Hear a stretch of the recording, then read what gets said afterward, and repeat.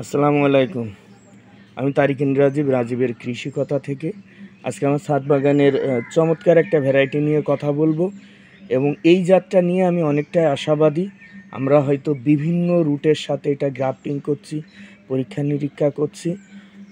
এই জাতটা আমার মনে হয় দারুণ একটা জাত এবং অত্যন্ত ধরনশীল এবং খুব ছোট গাছে ফল ধরা এই জাতের সাথে অন্য মানে কোনো জাতের জুড়ি মেরা ভার আর অত্যন্ত বেশি ধরে। দেখেন ছোট্ট একটা গাছ, এটা হচ্ছে 10 গ্যালনের একটা ব্যাগ।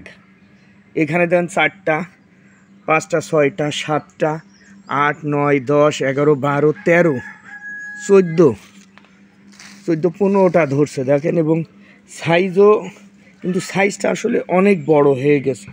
এটা জাম্বুরা রুটে, এই দেখেন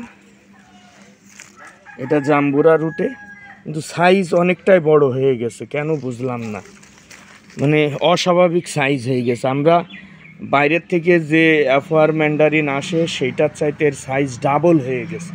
মূলত এই যে এই সাইজটা হবে, কিন্তু দেখেন এর পাশেরটা অনেক বড়। এটা অত্যন্ত ভালো একটা জাত। ছাদ বাগান এবং মাঠ বাগানে বলবো না, ছাদ বাগানে লাগান। আর মাঠ বাগানে বাণিজ্যিকভাবে চাষ করার জন্য আমার মনে হয় একটু ভালো রুট বেছে নিতে হবে। তা ধন্যবাদ সবাইকে। আসসালামু আলাইকুম।